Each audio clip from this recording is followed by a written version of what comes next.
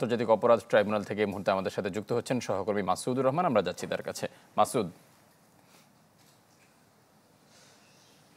গেল বছর জুলাই আগস্টে ছাত্র জনতার যে আন্দোলন সেই আন্দোলন দমনে যে নির্দেশনা দিয়েছিলেন সাবেক প্রধানমন্ত্রী শেখ হাসিনা, তার অভিযোগে সেই অভিযোগ যে আনা হয়েছে তার বিরুদ্ধে মোট 5টি অভিযোগ, সেগুলোর আজকে বিচার শুরুর আদেশ দেবেন আন্তর্জাতিক অপরাধ ট্রাইব্যুনাল 1।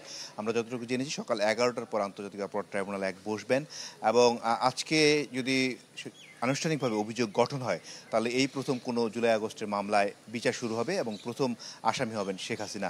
যেখানে অভিযোগ আনা হয়েছে যে 14ই জুলাই গত বছর শেখ হাসিনা এক গণভবন থেকে যে নির্দেশ দিয়েছিলেন ছাত্র জনতার আন্দোলন দমনের, সেটি 1 নম্বর অভিযোগ রয়েছে। 2 নম্বর অভিযোগ রয়েছে মারণাস্ত্র ব্যবহার করার এবং একই সাথে হেলিকপ্টার থেকে গুলির যে আদেশ দিয়েছিলেন সেটি।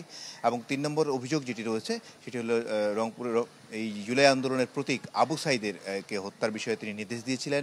4 নম্বর রয়েছে চাংখারপুলের যে 5ই আগস্টের দুপুরবেলা যে হত্যাযজ্ঞ হয়েছে সেটির বিষয়ে 4 নম্বর অভিযোগ। এবং 5 নম্বর আশুলিয়ায় যে লাশ পোড়ানো হয়েছিল 5 জনের, সেই অভিযোগটির শেখ হাসিনা নির্দেশ দিয়েছেন, এমন অভিযোগগুলো রয়েছে।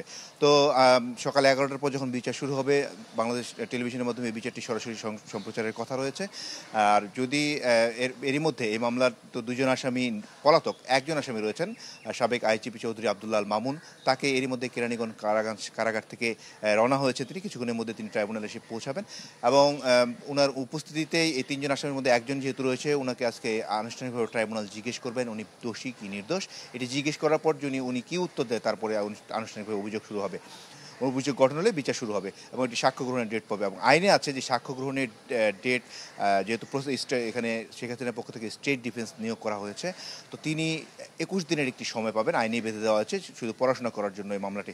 তো সেক্ষেত্রে প্রসিকিউশন আমাদেরকে যেটি বলেছে যে আগামী আগস্টের শুরুর দিকে শেখ হাসিনার বিরুদ্ধে আনুষ্ঠানিক সাক্ষ্য গ্রহণ যদি শুরু হয়ে যাবে।